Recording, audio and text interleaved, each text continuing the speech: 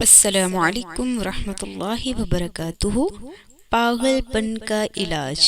ایک دیہاتی رسول اللہ صلی اللہ علیہ وآلہ وسلم کی خدمت میں حاضر ہوا اور عرض کیا کہ میرا بھائی پاگل ہو گیا ہے۔ تو آپ صلی اللہ علیہ وآلہ وسلم نے فرمایا، اسے میرے پاس لاؤ۔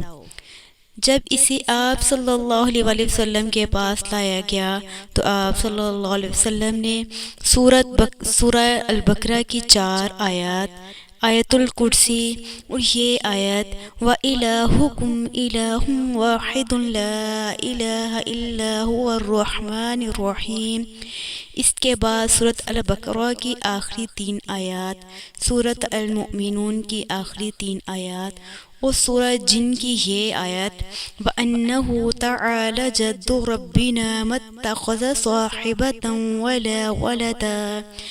پھر سورۃ الصافات کی پہلی 10 آیات، سورۃ حشر کی آخری 3 آیات اور آخری 3 کل پڑھ کر دم کیا تو اس طرح ٹھیک ٹھاک ہو گیا جیسے اسے کبھی کچھ ہوا ہی نہیں۔